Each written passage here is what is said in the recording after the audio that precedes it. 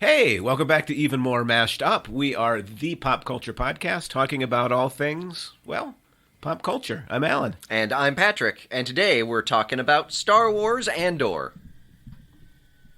Yeah? Andor what? No, we're talking about Star Wars Andor. Andor what? Star Wars Andor. Okay, when you say and/or, it's followed by a what? Yes. I thought we were doing Endor, by the way. No. It's not Endor, it's Andor. More or less the same thing. No, they're very, very... No, actually... Well, actually, no, they are Wait. actually. There actually are some similarities. Are there? Oh, yes. Oh, no. Are you going to talk about Ewoks today? I do possibly have some stuff about I Ewoks. swear, if you bring Ewoks into this house... I have things about Ewoks. Irina, you're not an Ewok fan, are you? I'm an original Star Wars, I used to watch that all the time with my brother and my dad, so I like the little furry creatures. No, you like the movie, but you don't like Ewoks. What's not to like about them? I don't know, they eat people? Just the bad people. Right. They didn't eat the good people. They have a moral code. That is such an imperialistic kind of thing to say. They didn't eat the good people. Yeah. They only ate the fascists. Wait, didn't they have, one of the good guys on a spit at some point? And when they found out he was a good guy, they took him off the spit. They didn't actually eat him. But they were about to eat him. Maybe they've eaten a bad guy in the past. When they thought... Right, they eat bad guys. They don't eat good guys. Maybe they've eaten good guys in the past. I don't think so. Not knowing. No. So, before we jump into Andor... Yes. What? Yeah. You're going to be the Endor me. Oh. So, some housekeeping from last week. Oh, yes. So, we introduced the Sitchinski meter. You might remember. Vaguely. Yeah. He was upset that we didn't gauge the humor of Abbott. Oh, yes. Okay. So we went back and retroactively Sitchinski metered that show and then applied it to the Sandman. Mm-hmm. This brought a very, very angry message. Oh. From the man after whom the Sitchinski meter is actually named. He says that it was appalling and a travesty that the Sitchinski meter should only be applied to comedies that are meant to be funny. That should not be applied to all shows. He has a lot of rules for... His rules and suggestions are not done. Oh, okay. This is only the tip of the iceberg of what we did wrong.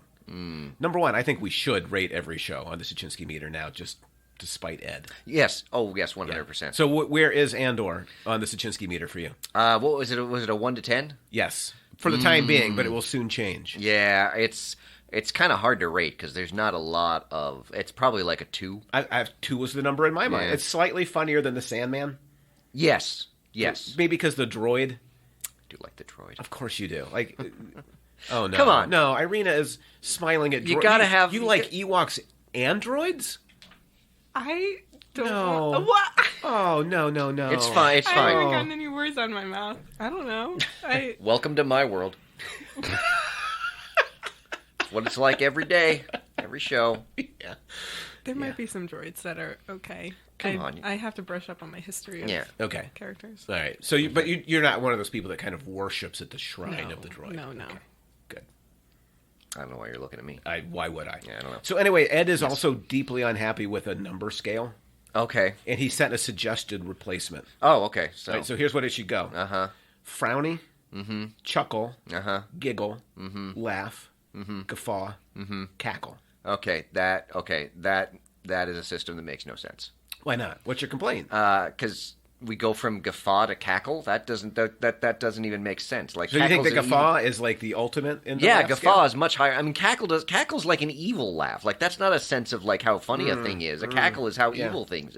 Like that's just like his scale is flawed. Right. The chuckle giggle. Like how is a chuckle really that much less than a giggle? Yeah. I don't know. Yeah. No. Yeah. This is. You know what we should do? We should rate it by laughing.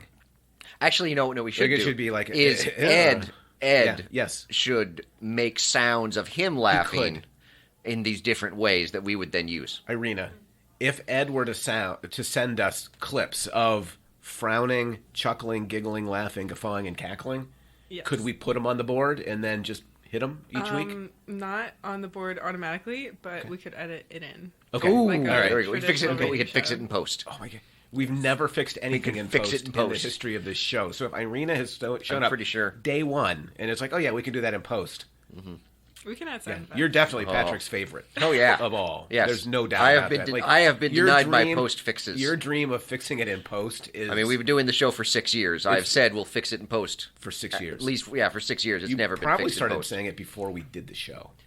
I think I said it when we did the show live on the radio that we would fix it in post. Yeah. It was never fixed in I post. assumed it was a joke, because you don't really fix the radio in the post. Yes, that's what makes it fun. All right, so I'm sure Ed will send the sound effects, and we can then... Excellent. I'm just going to put them on my phone. Yes, just make sure that they're not... Just make sure that they're not too Byzantine when they come. Oh, I see what you did. Yeah. Yeah.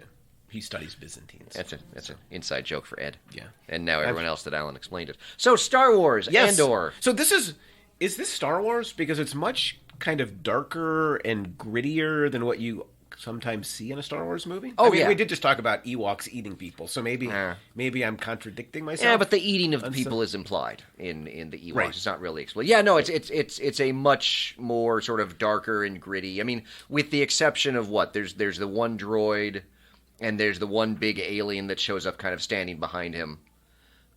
When the guy's trying to get his money back from him. Oh, yeah. Like that's the only alien I think that we see in the show as well. So it's very humanoid. Yeah. Well, and very grim and it's kind of There we go. It's lacking. What did Zach say last week? And then you just hit it a second time.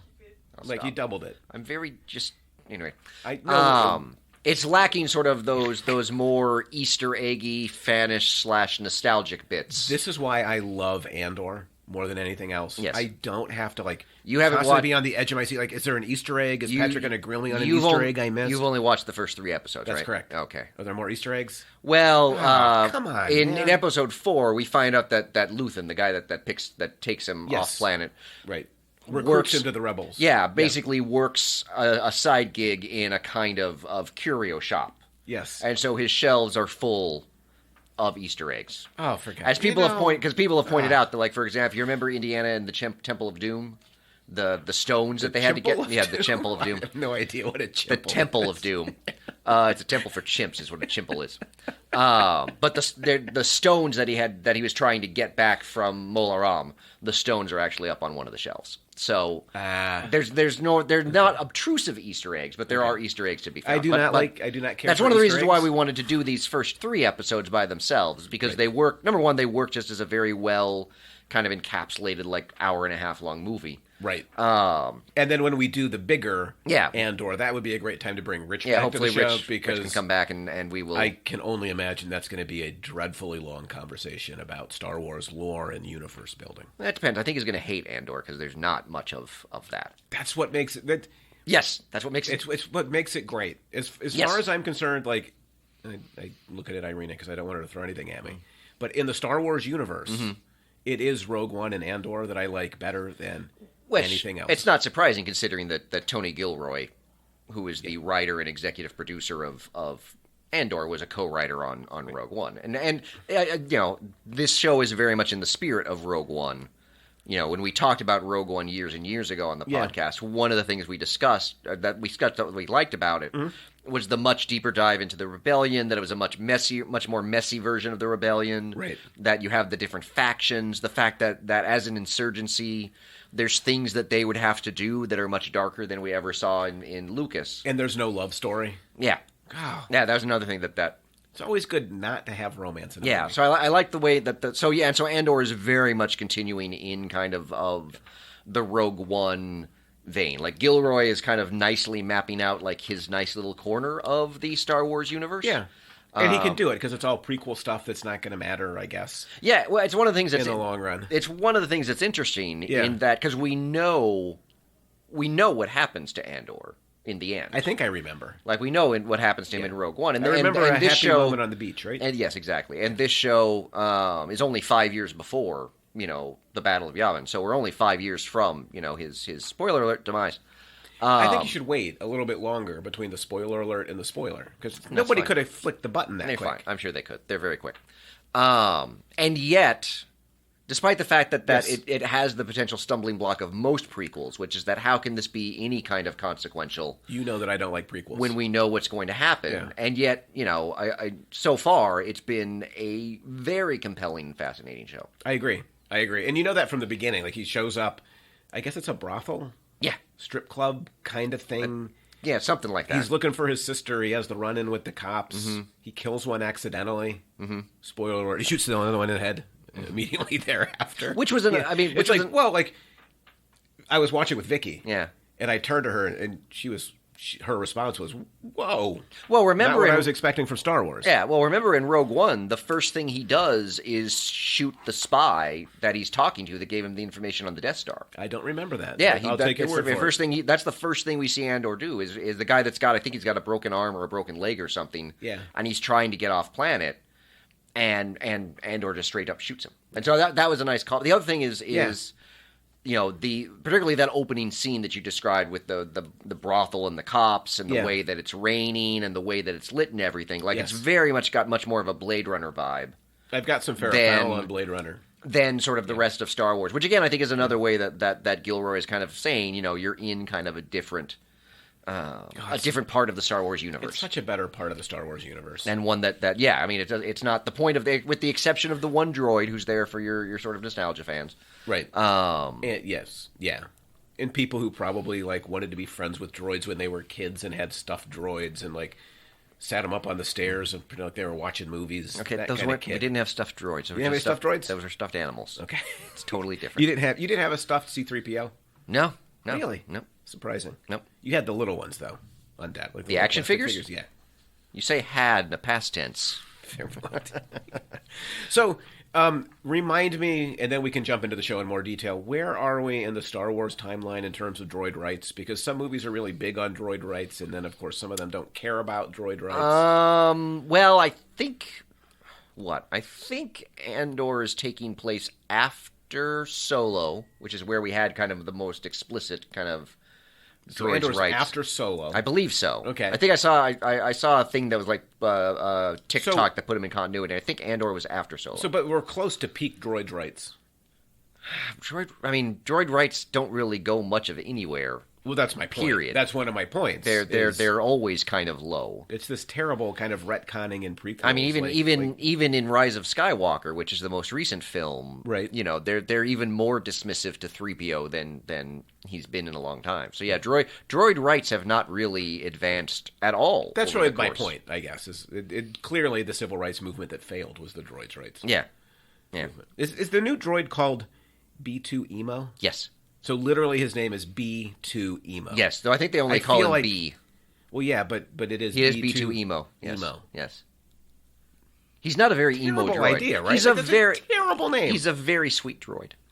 He is a little emo, I guess. I don't think he's emo. I can't lie without extra energy. Which, by the way, makes no scientific. No, he can lie. 2 lies takes extra energy. That's 2 lies. But why would lying take extra energy? Because lying is because it's draining to lie. It's much more easier to live a life of truth. Do you think smart refrigerators deserve rights? Like, where do we draw the line? Like, when does a droid become like worthy of rights? I don't know. Star Wars hasn't really made that point yet. Okay. As far as Star Wars is concerned, so you're just waiting for Star Wars to tell you how to think about it. Within the Star Wars universe, yes. Okay. Yes. All right. Within our universe, you don't care. Well, we don't really believe in droid rights. Well, we don't really have droids running around willy nilly. What, do they have to move to be a droid? Question. I would think so. Okay. If it doesn't move, it's a statue. I don't think that's true. I think so. Well, the desk doesn't move, but you wouldn't call it a statue. There's lots of things that don't move. Oh my god. Okay, I'm not even going to go down this rabbit hole. The statue was okay, fine. Can we just look back? Yeah. So. Oh, you know what we could talk about? Andor? It kind of fits with what we were talking about in the pre-show, which I assume you're going to scrub. Yes. Yes, to protect yourself. But one of the themes the show really takes on that I think is interesting is the idea of the colonization of native peoples. Mm-hmm. Yes. Thinking about Kenari and like the flashback story within a story that's kind of told. Do you want to talk a little bit about colonization? I mean, you've got your bona fides, right? It's so not cool. That's just not. I thought you're. Yeah, I do. Question: whose side are you on in that Kenari? You're awful. All right, go on. Let's talk. Let's have a serious conversation. So I do have a fair or foul. Okay. You want to drop it now? That's sort of based on that. Ooh, it's a bonus early fair. Kind of talking about the theme of indigenous populations in the larger Star Wars franchise. So the theme of indigenous populations. Here's the fair or foul, and then we'll get into the context. And I badmouthed Ewoks, didn't I? Quote, technically indigenous populations. this is from Darren Mooney of Escapist Magazine. Quote, the Ewoks are silly. They are also radical. The intersection of these two elements makes them brilliant. Now, he has a particular reason for viewing them as radical, which I think might redeem them for you a little bit. Okay. Again, this is a place where your expertise in the Star Wars universe and mine not really caring about it a whole lot will show. I guess you could define them as silly. But, like, it depends, like, is it a positive silly or a negative silly? I believe in this case it's negative silly. Okay. So if it's a negative silly, that's fair. The radical part, you're going to have to explain to me. Like, I'm not, they do eat people. Well, that's but see, here's behavior. This is how Mooney talks about it. There's no way they're brilliant. They're so foul. It's all foul. Okay. Well, here's Mooney's argument. All right, Mooney. Is that... Teach me. One of the things Lucas has talked about is the original Star Wars is supposed to be an allegory for Vietnam. The Emperor's Nixon. The rebels are supposed to be like the Viet Cong. But what Rebels Mooney are the Viet Cong. But wait a minute. So the Ewoks are also that feels actually kind of dehumanizing. To the Ewoks. Viet Cong, Here's his quote. This is Mooney. But doesn't it make the Ewoks? The Ewoks hew much closer to how America has traditionally seen the Viet Cong. They are an indigenous population responding to an imperial power encroaching on their home. Yes. The use of traps and snares by the Ewoks recalls the portrayal of jungle warfare in Vietnam. Lucas is on record about wanting to create the Ewoks as a fuzzy, furry version of the Viet Cong. It seems to me problematic that the way that we're going to convince Americans to identify with the Viet Cong is to turn the Viet Cong into unreal, make-believe, cannibalistic animals. So I think I can see the intention there, right? That like once the white folks come down and ally themselves with the Ewoks, well, then we can celebrate the Ewoks, right? But I think I see what he's going for. But I think given our many conversations about like the use of aliens in comic books and whatnot, that it becomes problematic to do that in a way that might carry through the message as much as you want to. Because don't most people just get like a fuzzy Ewok stuffed animal to sleep with at night? I don't know. I'm assuming that's what you did. I think I may have had a Wicket at some point. A what? Wicket. Is that one of the Ewoks? That's the main Ewok, the one that makes friends with Leia, the really cute little one. The one I most remember is when you and Bobby were playing Lego Star Wars and you kept stabbing him in the back and shooting him with your laser gun. That was not an Ewok. Was it a Wookiee? No, I think it was we were both playing the Emperor. We were shooting each other with Force lightning. Oh, no, but you were on a branch. I don't remember. Anyway, it's not important. Yeah. Bobby is my son. Yeah. They and Patrick have had some bad moments at the video game console together. Oh, no. We had a great time. Vicky, maybe not so much. Yeah. But anyways, to focus back on Andor. So yeah, there is. I mean, it's interesting in terms of. I mean, there's a lot there because obviously we've got what is alluded to happening in Kenari's past, which they were a mining planet that apparently there was some sort of accident in. And now the planet is largely toxic and quarantined and blocked off. There's a great moment as the kids are kind of walking to the crash site where you see like how the planet has been essentially kind of, it looks like strip mined and abandoned. Maybe there was some kind of disaster. But that's the theory, is that there's some kind of disaster that happened. Yeah. Is that why there are no adults there? Like, is that allegorical, or was there like that's some kind of like that's old one person of bomb? That's one of the questions is, were the adults all taken as slave labor and either worked in a mine or taken off planet? Is it also? I mean, the idea is taking the kids to enslave. Well, but the idea too is that that's the other thing too. Well, but the other idea is that, as far as we can tell, the planet is completely toxic. But if the kids are growing up on there naturally, they may have an immunity that the parents didn't have. Oh, that was my theory. I'm not sure how that would happen. I'm not a geneticist, but no. But that was sort of my theory, is that it's just kids because they're growing up with a natural immunity to, assuming that this is assuming, of course, that the whole Kenari is polluted thing is true, and it's not trying to cover something else up that might be revealed later, which would be just as bad. just in a different way. It's too bad we don't have an expert on colonization here to think about like how you might enslave people. But I'll let that lie. One of the things I really liked about Canary was that when the natives speak, the kids speak, you can't understand them. Yeah, it's not untranslated. Subtitled. Like it's completely untranslated. Kind of suggesting how little we know about the people who get colonized, how little we know about the people who get exploited, and in a way, like how little we care. Yeah. Like nobody's taken the time to figure out their language or to put it into subtitles for us. Yeah. So I thought that was kind of a meta staging in a way that reinforced kind of how bleak and lifeless the planet was. Like what the colonizing mindset does to people. Oh, okay.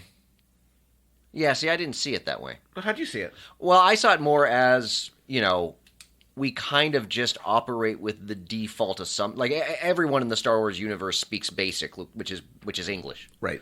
And we speak what? Basic is what the language they're speaking is called. Oh, I didn't know that. Yeah. I learned something Basic is kind of the universal Star Wars language. Right, okay. And I saw it more as, just kind of another way that Gilroy is kind of interrogating some of the things we take for granted about Star Wars. We just kind of assume everybody speaks English. Everybody speaks largely in British or American accents, which is really interesting with Diego Luna playing Cassian and his Mexican accent. Right. But to me, it almost kind of seemed like it was exposing something that we should have realized, which is that not everybody speaks Basic. Basic is a language that's imposed on people. See, I in that way, I don't think we're talking about different things at all, right? It's like yours is kind of within the universe and mine is outside of the universe, but it's making the same kind of point in the way that they're using that language, like the assumptions we have. Yeah. Yeah, I mean, I in terms of the way the Canary people speak, I didn't see that as a symbol of like them being ignored, neglected. I saw that more as that's them not being colonized by. But as we listen and we can't understand what they're saying, I think there is a kind of like they're just incomprehensible. They are, but you do know what's going on. Like, we don't understand the words, but we can tell what's going on. Like, they're still communicating. It's true, but the fact that we can't really know what they're saying, I think I thought it was really powerful. I think it kind of functions in the universe in the same way I'm talking about it outside the universe. It seemed to me you were actually critiquing the fact that they speak in the... No, I think outside wrong. The universe they're trying to say the same thing, right? That if Ewoks are the Viet Cong, then when we look at the natives of Canary, we're looking at colonized people that we treat in such horrific ways and never care to get to know them in any way. Like, we just don't. They are kind of... They have a voice, but they don't. Okay. Right? Okay. There's a voicelessness. I thought you meant like the fact that their language is untranslated means the show doesn't care about them. That's why I got confused. No, I mean the show. I think the show is trying to make the point. Yeah. That we don't care about the people we exploit. Yeah. We just want our fancy tennis shoes and our lattes. Well, yeah. And whatever they were mining. Yeah. Right. I don't know. They probably weren't mining tennis shoes. Yeah. No, that's not really something you have to mine for. I don't think so. Yeah. You don't really mine for leather. It'd be great, though. I found a pair of Air Jordans over here. Get the crane. But yeah, so I mean, again, and so there's obviously the point about like when we see the mine. Yeah. But then we also learn in the present day that Canary is still quarantined and people aren't allowed to go there. Something nasty. And it raises the question of like what else is going on there? That the sort of colonization is not limited just to the past. Right. Yeah, absolutely. Yeah. Yes. Well, and that we live with the consequences of colonization is probably something to think about. Right. Every once in a while. And then we sort of see that overlap with on Morlana 1, where Andor and Bix and all those characters are. Yeah. We kind of see the same thing going on with the corporation, that it's a company town, that they're another, possibly indigenous people to this planet. Wait, I need help with that. Morlana 1, that's where the brothel was, right? Oh, you're right. Are you talking about Ferrix? Sorry, Ferrix. Yes, I'm talking about Ferrix. Wait a minute. Did I just... Yes, sorry, I got Did I just fact-check Patrick Hamilton on Star Wars? Yes, you did. My life has been made. Okay. You realize how sad that is, yes. Right? Yeah. Yes. Okay. In the position I occupy, this is a big win for me. Okay. Big win. Yes, I will let you... So, yes, on Ferrix, and the people on Ferric. I mean, the same kind of exploitation is going on at the hands of the sort of their corporate overlords. Right. Yeah. I want to talk about that, but maybe we should finish Kenari first. Okay. I think there's some really interesting stuff going on in Ferrix that as a historian kind of caught my attention. But I before we leave young Cassian, how do you kind of process Marva then? Tranquilizing him and forcing him off planet, because I have a lot of problems with that. I'm hoping that you do. Yeah, I also found it. Yeah, it's one of the moments that really. It's one of the things that really jumped out. I was like, because from the get, she shows up, right, and kind of a very sort of white savior sort of pattern. My notes literally say, "Oh, it's a white savior." Yeah, so do mine. It's going to fix all of his problems, and just assumes that he can't stay here. Right. So let me just take him. She knows better from his people and his family and his planet without she doesn't even hesitate. It's I'm not immediate. asking him. I'm not trying to communicate. Yeah, I am tranquilizing that guy, and then the way that she still kind of, I don't know if lords it over him, but still exerts a certain amount of power over him in the present. Well, the way she hides it. Yeah, I think is really in a way it feels like Native American schools. At turn of the century, like he's not supposed to be Kenari anymore, right? The whole plot kind of hinges on you haven't told anybody you're Kenari yet, and so there's this finishing kind of process where Kenari's not good enough. He needs to be something. Well, and there's also the moment when he gets home and she clearly knows, that something's going on. Yeah. And he walks in and he's all of a sudden like the child that's in trouble.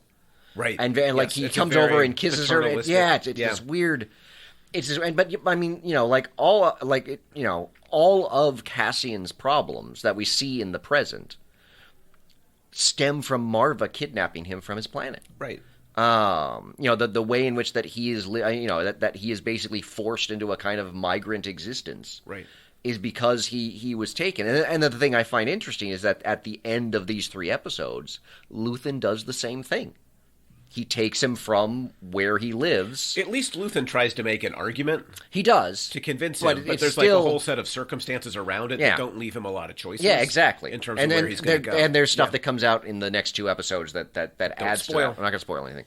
We'll see. But yeah, the moment, that was one of the moments of all kind of the things that Gilroy was doing in the first 3 episodes. Marva and the way in which the white savior pattern that she fits into, just the presumption of I can give this kid a better life than he'll have here if I take him with me, and so because I know that, I can just do whatever I want. Right, I have some kind of moral high ground in this situation, so I can do literally whatever she wants. Yeah, one of the things that I think. I think Gilroy does a really good job of pulling off in the show. I think most people probably don't even see it as a problem. Yeah. But yeah, the way it's sort of critiquing that sort of white savior, the presumed goodness of, the white liberal perspective. And if you're paying attention, I feel like it's pushing us to one of the things I really liked about Rogue One, and that is there aren't really good guys in the classic superhero kind of sense, comic booky, 100% morally pure, always do the right thing, always help out people who need help. That doesn't exist in this universe. Yeah. And it's one of the reasons why Rogue One is far and away. Yeah. Well, it reminds me of I keep going back to an interview I saw with George R.R. Martin, kind of talking about his the Game of Thrones books and how he says he didn't. I think he's talking more about Tolkien, but he said he didn't want to just have a book where all of the clearly good guys team up and go against all of the clearly bad guys. Yeah.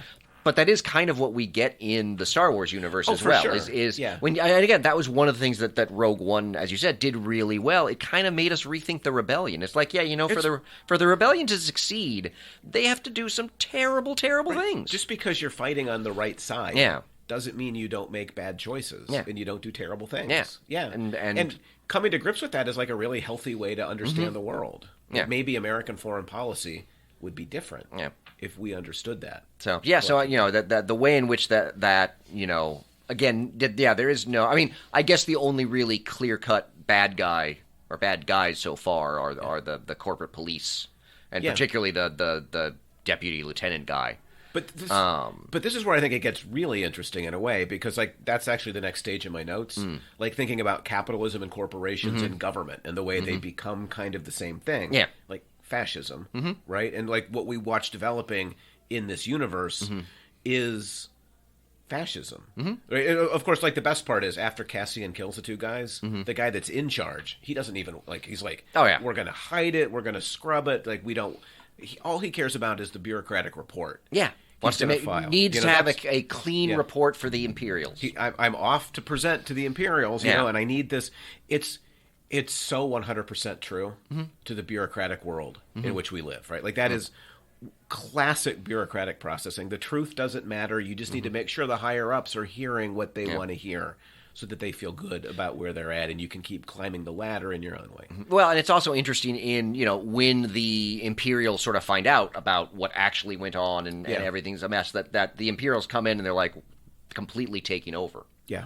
And, basically the entire corporate structure is kicked out. I'm like, when you, the show kind of making the point is like, when you get in bed with fascists, that doesn't keep you safe from them. Like, no, it makes you a fascist. It makes you, but also that doesn't make you an exception to what they're going to do. Like, they're going to take you over just as much as they do anyone else. Because they will have the same regard for your humanity that they have for everybody else's humanity, which is none. Like, your humanity is only a resource that they can use or not use. And they'll use it as long as it's useful to have you there. At the moment you become not useful, they'll replace you. So that guy, he's part of the deep state then, right?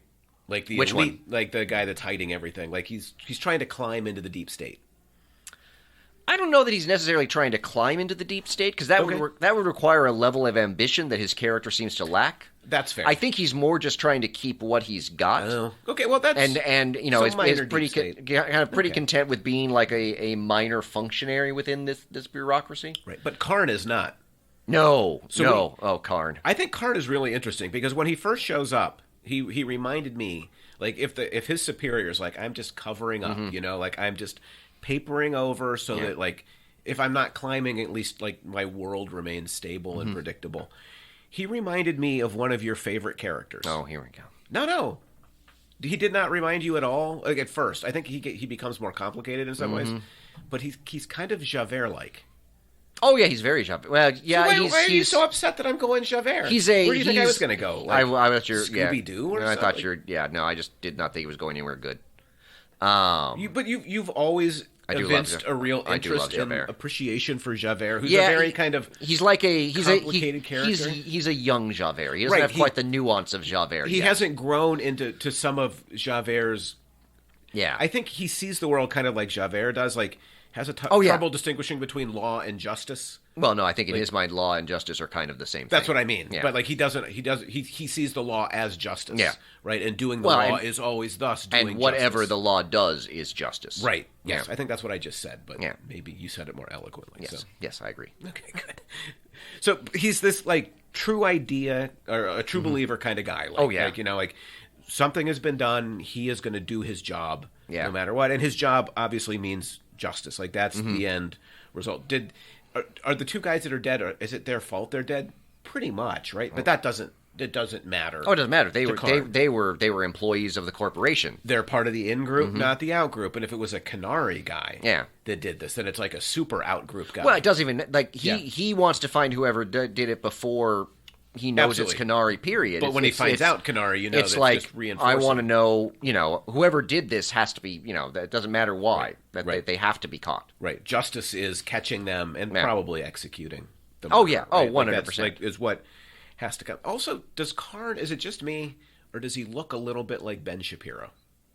Put the two pictures up side by side. Yeah, there's a bit. He's got a little Ben Shapiro in him. Do you think that's intentional? It's hard to say. Irina looks skeptical. Do you not buy the comparison? I'd have to have a side-by-side, but I can see some similarity. Okay. They both got the dark hair. Irina could check on her phone. You could just Google Ben Shapiro and then put him at... I feel like there's at least a passing familiarity between these guys. And, of course, Karn he's the ultimate fascist, right? He's totally uncharismatic, but here's how the actor describe. Well, he's a different, because I would also argue the main cop guy that he works with when he goes down to the planet is also an ultimate fascist, but in a different way. He's like a confident, I'm going to take care of business fascist. Yeah. Karn is like a intellectual fascist. Yeah, that's them. Who's like that speech he gives before they go to is such a great scene. Such a great scene because he's terrible. Because he's and the fact that all the other cops are like, "This is terrible." Right, he like, doesn't. They're yawning during. Yeah. He hasn't grown into his Javerian confidence yet. No. But that's his trajectory, in theory. Like, I don't know where he's going to end up, but in theory. He's totally uncharismatic. The actor playing him said this is how he described the character. Quote, he has an extreme sense of need to impress and to fill a hole in himself. And so that really is about... ascending to the top of whatever field he's in. The field he's chosen is one of restriction and complete control, and one of domination. Yeah. So that gets me to a fair or foul for you from The Guardian. Oh, geez. The Guardian writes, quote, Solar, the actor, is perfect at the sort of seething inadequate a fascist movement needs plenty of if it's not to become understaffed. I thought that was very fair. I thought that was really well put. Oh, yeah. That's the guy you need. The guy that has a big hole inside Mm-hmm. himself. A guy that is like going to dominate others because he's afraid of his lack of dominion in the world. Yeah. Anyway, so you find that fair? Oh, 100% fair. Yeah. Yeah. I just think he's the kind of sort of minor functionary that's very invested in his job. Right. If you were if you were mining for fascists, yes. Back on Canary, you want to find a whole bunch of Karn. Karn. You find a whole bunch of Karn. Yeah, got to find a nice Karn vein. Oh, there's a load of Karn. There's a nice Karn vein. That's right. Right there. Yeah. Yeah. Oh, yeah. There's the moment, because I rewatched the first couple episodes last night, and then Disney Plus crashed on me. But when he is first introduced talking to his superior, right, the superior makes a point. He's like, have you altered the uniform? Right. And he's like, yes. Yes, some minor piping and yeah. tailor. I'm like, oh my God. And then I started, like, I couldn't help but compare, like, his costumes to everyone else. I'm like, oh, you're such a tool. Right. And you're so proud to be a tool. Right. It's like the Klan guy, though. Yeah. That, like, embroiders a little, like, he monogram on his robe or whatever. Oh my God. Like, it was like, so good. The guy that's trying too hard. Oh, way too hard. In some ways to prove. So, Irina, what do you think? Ben Shapiro? We're comparing Karn and Shapiro? Yes. They're average-looking guys. They're both average-looking guys. That's also true. Hair. That's true. Yeah. So they have the same hair, and they're both kind of average-looking. Yeah. I'd be more concerned with their characteristics and personalities, and then I might agree more with you. Yeah. The characteristics, I think, match up pretty nicely. Yeah, they do. Not that we want to start a war with any podcast. No, we don't. No. Yeah. So, and of course, at the end of this, it's noted out loud that the corporation and its henchmen are the empire's quote unquote first line of defense. Yeah. Right. The company and the government are right, except that it's the company that I think says that, isn't it? It's the main cop that sort of says that. I don't remember. And then we find out very quickly. It was like, you're not the first line of defense. Oh, I think they are. They've just just failed. The first line has been breached, and then once they're failed, the empire then has to step in. Yeah. Agreed. That they're the first line of defense from what's outside, but they're not paying attention to what's behind them. You never do, right? You got that new piping on your uniform. Yeah, you're golden. What could go wrong? It is funny that everyone else around him is sort of much more like, do we really need to do this? Like, right. Why are we doing this? Nobody else wants to There's a great moment when he walks into the room where they're tracking things down, and like the one female officer sees him, and she's like, oh, jeez. Yeah. You're like, this is the guy. He's like, okay, get back to work. It's like, you can tell that everyone thinks exactly of Karn as we think of Karn. He's like the assistant manager. No, he's the assistant to the assistant manager. I was going to say, like the Waffle House, is like the fryer's not being run efficiently enough. He's a Dwight Schrute. This chicken should be done in 92 seconds, and it's taking you 96. He's a Dwight Schrute that we don't find appealing. Right. Yes. Well, he's Dwight Schrute in real life. Yeah. Like Dwight's funny on television. Yes. You put him next door to you in an office, like he's not funny. Yeah. He's a terrible, terrible guy. Yeah. So it's interesting, though, that Cassian presents a different view. Like the Empire kind of presents itself as this efficient, dominating kind of organization. But he talks about how easy they are to steal from. Yeah, that's one of the great lines. Because they're fat and they're satisfied. And then I realized all of a sudden, wait a minute. Like Americans are, in fact, the Empire, right? Because Americans are fat and satisfied. Yeah. We take all this for granted in the world around us. Mm-hmm. We're the ones with the arrogance. Is that how Star Wars was supposed to work? Like, were we always supposed to be? No, I think, well... See, if Darth Vader is Nixon, No, the Emperor's Nixon. Oh, who's Darth Vader? I don't know if the metaphor goes much further than that. Like Herlichman? Yeah, or one of his other kind of crony. Yeah, so yeah, but it would be the most important crony. I don't know who the most important crony would have been. Ed will chime in on this for sure. Yeah, 100%. Ed yeah. will tell us. But Liddy. I feel like Liddy becomes more important after the fact. Okay. Like he kind of builds a brand out of Watergate. Okay. I wouldn't think of G. Gordon Liddy as like. So Liddy's more like Kylo Ren. Yeah. Yeah. Yes. Right. Kind of building a brand after the story's been told. Yeah. I don't mind that. Yeah. Ed's going to correct all of this. So Yeah, I think it's fine. We'll fix that in post. Yeah, next week. Another forever post. So here's where the allegory becomes complicated for me. Like I get the Emperor's Nixon, so the Empire is the states. But Yes. I feel as if, like Luke isn't Viet Cong, is he? No, I think Would Luke be like Jane Fonda and anti-war protesters who like sat in anti-aircraft guns that the Viet Cong were firing? Yeah, that's Like, no. how does that work then? Because that's where I get lost. Yeah, well, I think that I think Leia's the Jane Fonda. Okay, so would Luke and Han and all of the other white guys that are kind of part of this rebellion, then are they like the counterculture or are they the anti-war movement? I'm not. Yeah, I don't understand where they fit. That's. in this. I think. I don't know. The metaphor might break down a little bit. It feels like it's not a very good metaphor if you're like Nixon's the emperor and like none of the rest of the stuff matters. Well, it's perhaps the metaphor has not been thought through Until you get to the Ewoks. Yeah. Like you got the top and the bottom, but everything in Yeah. the middle is very.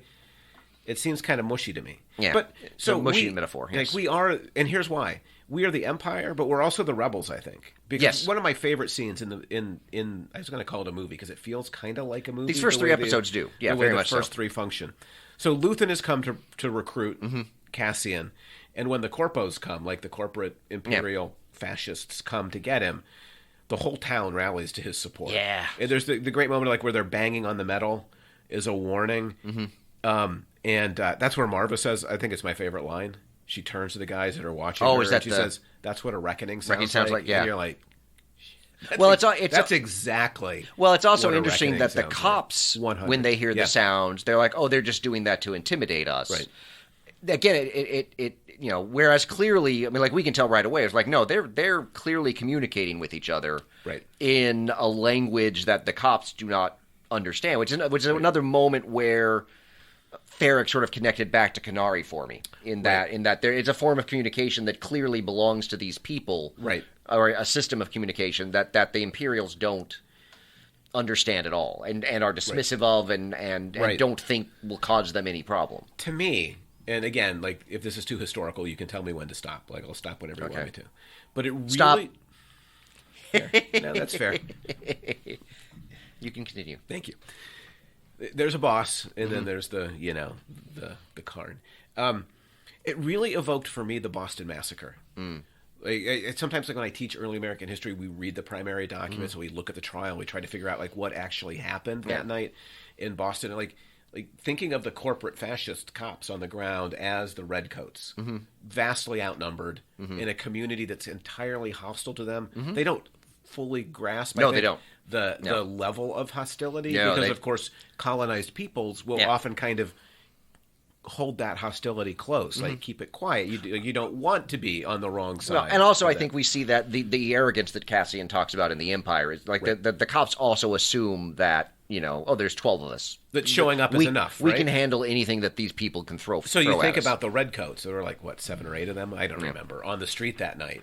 And like the people of Boston had ways of communicating, like yelling fire, for instance, to like bring a crowd and to provoke an incident. And so to me, I'm like, oh, wait, we're the Empire, but we're clearly the rebels too. And all of a sudden, I'm really confused about Andor and us. Like we're kind of both, at least in our imagination. Maybe that's it. We are the Empire, but in our imagination, we're the rebels. Well, I think I would probably change that a little bit, because keep in mind that no one on Ferrix is a member of the rebellion.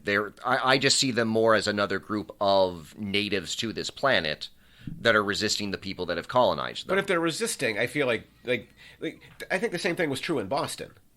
not everybody who showed up on the street Yeah. that night, was a 100% patriot, Yeah, but hanging out with Sam Adams. Yeah, and but drinking his for beer. me, I think in terms of Andor, we're at a point where, except for Luthen right. and Mon Mothma, who shows up in the next, there's not a lot to the rebellion at this Right. point, and so But there doesn't have to be. there doesn't have. But I think. Well, I mean, because the incident comes from the colonization. well, but right?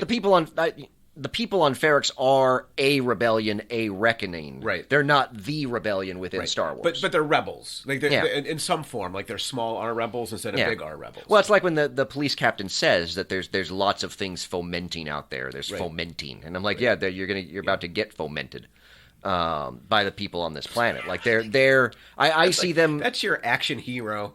Like, Yeah, tagline. you're gonna get fomented. You burst in the door. You're fomentor. you're about to get fomented. The fomentor. You're gonna be fomenting all over this. That's place. right. No, well, that doesn't sound good. Yeah. But yeah, so I sort of saw it more within the context of like a Yeah. native sort of But- indigenous. Though I don't know that and necessarily that's- anyone there is indigenous, but kind of the But that's- native population. It's still like a colonized people. Yeah. Kind of like finding ways to rebel. Mm-hmm.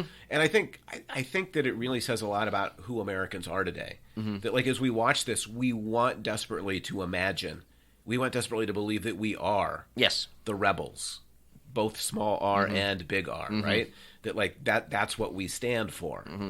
And yet the reality is we're kind of the empire. Yeah, I mean that's the thing Like is the difference between what we want to believe we Yeah. are and what we are in the world. Yeah, well, and I think that plays into a lot of I think the character of Andor himself, who we haven't really talked about Yes. yet. Oh man, that's going to be livid. Like, the show's called Andor. Yeah, we haven't and talked about him yet. Yeah, that's Yeah. preposterous. But the way in which because again, like there's the I tend to read Ferrix and because I mean you've got Andor, you've got I forget the boyfriend's name. Was it Tim's? Tim, right? Is it Something just like Tim, I that. think? Yeah. That clearly has. I think it's an Irish accent. That guy's the worst. He's terrible, but Just classic male insecurity, like leading to complete tragedy. Yeah. But there is sort of this way in which that I think going to your point is I don't know. I think yes, we do want to see ourselves as the people of Ferrix. The problem is I think the people of Ferrix are more the people that we've done these kind of things to. That's my point. 100%. Like this movie or this show is kind of exposing that reality. Yeah, well, and because one of the things that struck me when I was rewatching it last night. Could you say that one more time? No, because I could barely get it out the first time. I liked we watch. Yeah, I was well. a good one. I was with Leia, so we were watching it. But yeah, one of the things I found really interesting that I didn't pick up on the first time regarding Andor is when the cops are pursuing him. Yeah. And making fun of him. One of the things they're saying, if you listen to it, they're talking about like, oh, how did you get here? How'd you get into the city zone or whatever? He's like, oh, did you swim? Did you come across the water? I'm like, oh wow. Like we're Yeah. not even being subtle about what Andor represents. I didn't even think about that. I didn't catch Yeah. it the first time until I watched it last night. I'm like, oh, so classic kind of illegal immigrants sneaking across a river boundary that should go unnamed. Yeah, I was like, this is because that's the thing I find really interesting with Andor, and this follows from like Marva as well, is that Andor is very much a migrant character. And he's forced into that. Like that's another thing that Marva does to him is force him into a very sort of migrant kind of marginalized existence on the margins of things. Where he's not on the grid. Yeah. Like he doesn't exist in terms of a birth certificate. And that there is a kind of and because of that there is a kind of rootlessness to him. Yeah. That I think it's totally imposed by Marva in many ways. Well, right? and we he see could be rooted in lots of places. He could be, yeah. But Marva doesn't allow him to be. Yeah, doesn't really. Well, and even the fact that doesn't allow him the to fact that he's yeah. looking for his sister speaks to the idea of the way that he's looking for these roots. But Yeah. it's really interesting to think about, again, Cassian sort of representing, again, we want to see ourselves as Cassian the hero. Right. But we're, in a lot of ways, the kinds of people Cassian represents have been fighting against. Right. And we want Cassian to be kind of that immigrant hero that absolves us of any kind of guilt or complicity in his rootlessness. Yeah, I mean, it's really interesting the way that this show is wrestling with those kinds of contradictions. Oh, yeah. Like the way in which we celebrate the immigrant in this country and the way in which we denigrate the immigrant in Yeah. this country. Well, 'cause that's simultaneously. Because that's another way that we can see Ferrix, is that if it's not a population of people that are native to this planet, it's an immigrant population, potentially. Right. And that's who's being, sort of put into this kind of, I mean, they call it a company town. Right. Which is harkening back to so many things. Like company towns. Like company towns, yeah, I know. I was like the harkening back to what other things? Other company towns. Specific just company lots. towns. Just specific, lots of company towns. Well, my dad grew up in a company town. Yeah. In Southern Virginia as a kid, and so when they talked, I just pulled a Hamilton. I'm so sorry. When they talked about company towns, I immediately thought, of Freeze, and it's a powerful way of thinking about it. The danger of a show like this, is it's not done right, is it allows us to continue thinking about ourselves the way we do without starting to interrogate some of who we really are. Yeah, I mean, it's one of the things I'll be curious to see how the rest of the show goes, because you haven't seen 4 or 5 yet. We watched it, but no, except for obviously Andor, Luthen, and Karn, no one else is around from the first 3 episodes. Bix just disappears. Yeah, they're all none of we're with a completely different population of characters for the most part. Can I say? So I deeply respect that. I find it interesting. These guys do right is they don't do what you expect them to do. Yeah, I mean, I'll be curious to see if this is all that we see of Ferrix, which I'm totally fine with. Yeah.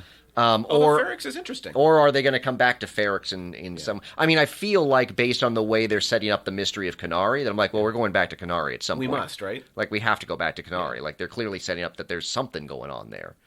But wouldn't it be great if there wasn't? Wouldn't it be great if it was just a strip-mined, industrial, polluted plant? Yeah. And that was it? Yeah. That'd be great. Yeah. I mean, not for the people of Kenari. I mean, based on what we've seen so far, whatever Gilroy ends up doing with it, I'm pretty much on board with, because he hasn't really messed anything up yet. The guy should do all the Star Wars stuff from here on out.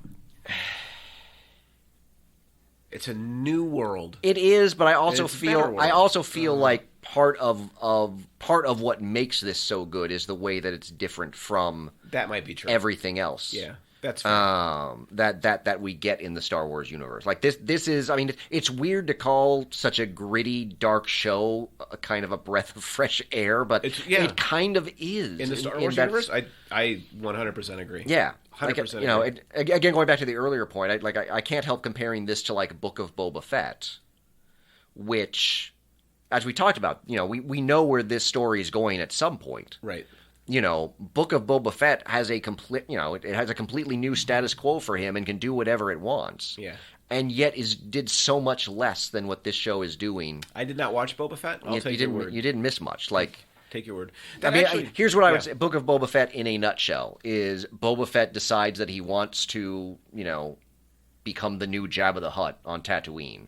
Okay. Which, as most people... So it's a gangster piece. Except that most people point like, he's not a gangster. He's the hired thug. Like, why would he want to do that? You got to work your way up. So you spend the entire season for Boba Fett to realize, I'm not good at this. I should do something else. Like be a bounty hunter? Yeah, exactly. Like, I'm just like literally, the entire point of the show is to get him to the point at which most people were to start the show, which is that he doesn't really why does he want to do this? It's the worst kind of prequel because it's one that's just treading water to get and then 2.5 episodes are season 2.5 of The Mandalorian. It literally leaves Boba Fett for 2.5 episodes to tell the Mandalorian story. Which brings me to a fair or foul as we start to wrap things up. Yes. This is just a headline from The Guardian. Okay. Andor review. Mm-hmm. The best Star Wars show since The Mandalorian. Oh, since The Mandalorian? Yeah. I mean, the only other thing has been Book of Boba Fett, so yes, that's completely fair. That's a trick question. The Mandalorian was terrible. It was not terrible. It was. Oh my god, it was so bad. It was just dreadful. It is a show serving a different kind of Star Wars fan than Andor. Now, conveniently, I am both, but some people are not. You contain multitudes. I do. Star Wars. I am. Do I contradict myself? Very well, then. I contradict myself. I contain multitudes of Ewoks. I know that you don't love Whitman, but you love that quote. I do love that. It is a great quote. I love Walt Whitman. So, we should do a show on Walt Whitman someday. Oh yeah, that'll be a winner. Of Grass. All right. But that's totally fair, and I mean, it's still too early to tell. Right. It's better than The Mandalorian. But it is possible it is better than The Mandalorian. It is. I guarantee it. When we come back, I will not. Again, Mandalorian. I mean, basically everything that we kind of talked about this show doing differently and liking, is largely what Mandalorian does. Right. No, that's fair, and it wasn't as bad as I'm being a little hyperbolic. Well, and you haven't watched season 2, which you would love season 2. I don't think I'm going to. Oh, the way season 2 ends. No, I cannot think of a better ending to a season. Does it have something to do with a baby Grogu? It's just Grogu. Is he involved? Yes. I'm not interested. Yes. I do not like cute. Oh, but there's something else involved that you will love so much. The Mandalorian really lost me when they set up that shootout at the end where he would take off his helmet because they never take off their helmet. Mm-hmm. It's stupid. Just so stupid. So, but yeah, no, it is. I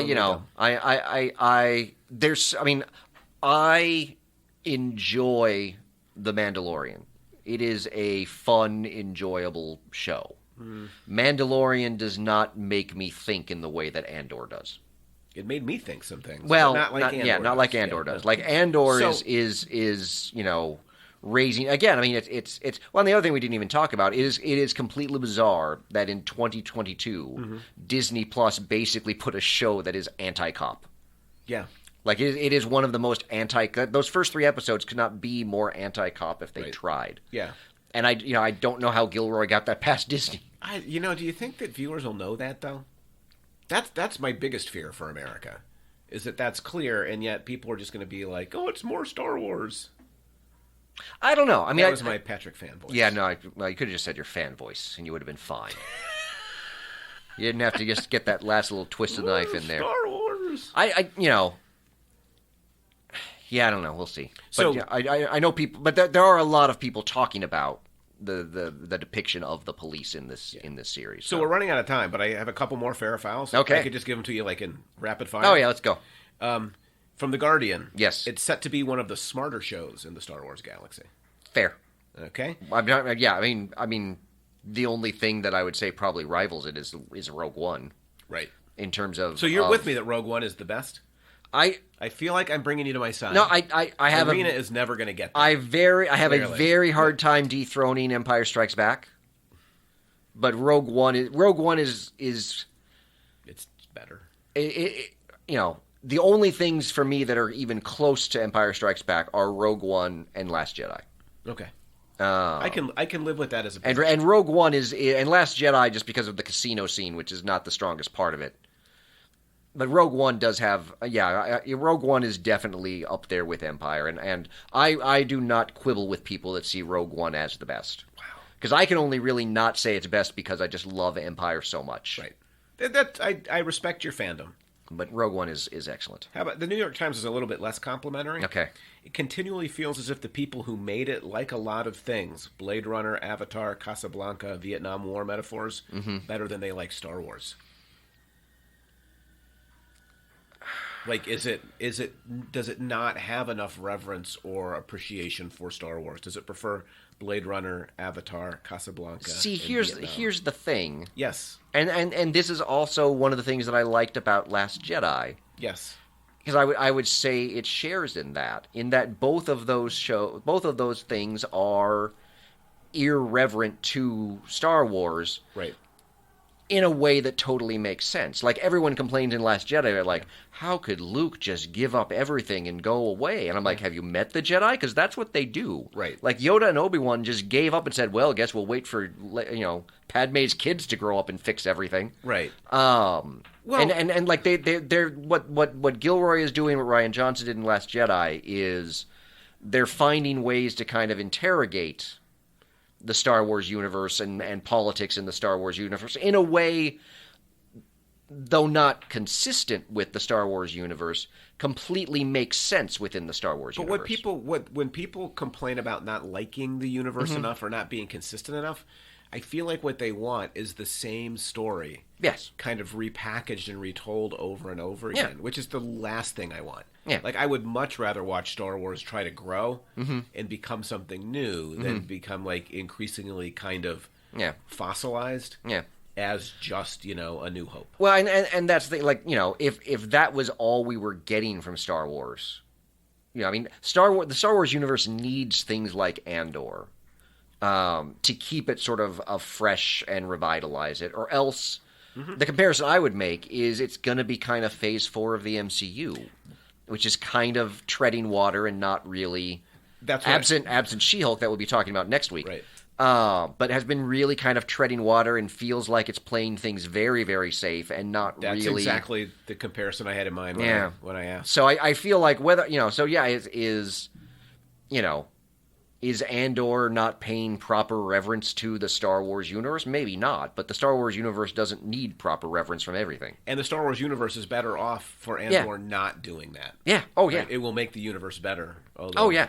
Yeah, like that. Yeah. I don't know what the fan response is like on Rotten Tomatoes. I haven't looked. You know me, I don't like numbers. No, not at all. So Hale also complains finally about Cassian Andor not being very interesting. That he kind of complains about the lack of characterization. Do you find that a legitimate complaint? Do you feel like Andor has kind of grown or become better fleshed out as a character? I don't know. I guess I could see some of that. In that, there's nothing that we're really seeing in Andor in this series that I wouldn't say we see when he's in Rogue One. By and large, he seems kind of like the same character. Right, but he shouldn't be. There should be... Well, but it's only... the adult Andor, he's only 5 years from... Right, but it seems like by the time you get to the movie, Rogue One, there's a commitment to something. There is, yes, that is true. Bigger than himself. That is true. Whereas, when we first meet him here 5 years out, there's not. Yes, that is true. Because of his rootlessness and the way in which he's been marginalized, he's constantly just kind of grifting day to day. And so, there is, but maybe that shouldn't happen in the first 3 episodes. Yeah, I don't know. But you already see the seeds of it when he does the whole thing about, the Empire never thinks someone that looks like me. Right. Which that's a loaded phrase given right. Sort of Yeah. Diego Luna's background. Right. That we can already see that he's well on his way to fighting against the and in a small, because they even say when they look him up online that he's already been in trouble for I can't remember what the exact, but they were all anti-imperial activities. Right. So he's already he just doesn't have an organization. Right. Which is what, Luthen is. And it'll be interesting I'll be curious to see how Andor depicts kind of his eventual move into the rebellion. Right. And how much of it is, because when we see him in Rogue One, he believes in everything he's doing. Right. But are we going to see in Andor kind of more of an exploitation of him? Right. The rebels are Luthen, story? And some of that I think we already see in 4 and 5, that Luthen is in some ways potentially using him. Right. But there's a story to be told there, and maybe they'll tell it. So maybe Hale, who's only seen 4 episodes, is jumping in a little too quick. To me, the first 3 are so interesting in the bigger questions they're asking about American culture. Yeah. And sort of our position in the world. That I could live with Andor maybe not growing as much as... Yeah, well, and I think it also helps that they dropped all 3 at once. Right. If this had been doled out over 3 weeks, I could see where you might be a little bit when are we going to get to something? Right. But having them released as kind of... I think that worked to the betterment of these 3 episodes. Yeah, I agree. It certainly leaves me wanting more. Yes. Right? I'm excited to watch the end of this. Yeah. And, I don't say that. I feel like... No, you don't. The last couple of years have really... Yeah, you hate it. You hate everything. Yeah, I just hate everything. But I don't this. This I'm excited to see. Well, no, you hate everything Star Wars and MCU. That's what you hate. Just because I don't love them the way you do. You just said Mandalorian was the worst. It's terrible. Yeah. But that's the exception to the rule. Just because I don't love them as much as you do doesn't mean I hate them. And yet... Despite I do hate the Mandalorian. And yet, despite my love of them, I am able to recognize their weaknesses. It's true. Whereas, in your hatred of them, not true. You are not always able to recognize their strengths. I can recognize a strength. Really? Yeah. Tell me one about The Mandalorian. The Mandalorian is interesting because it is kind of a throwback to episodic television. Mm-hmm. That's a winner, right? Isn't that your point about WandaVision? Yes. Yeah, so that's basically just your... This is 100%. This is my defense. This is the only thing I have to say about anything. I like the cinematography. I don't know. That's Bobby. Actually, he doesn't like the cinematography, so that's not Bobby. No. So, you know what we forgot to say at the top of the show? What? You can also listen on cougarradio.net. Yes. It's supposed to come at the top. Wednesdays at 5? Wednesdays, is that correct? Wednesdays at 5? Yes. Wednesdays at 5? So re-listen? Assuming we get the show posted before Wednesday at 5. As, you know, Patrick will we-watch. There's no reason why you can't we-listen. I'm putting a button on it. Yeah, no, I'm letting you put a button on it. Okay. All right, so we're good? I guess. All right.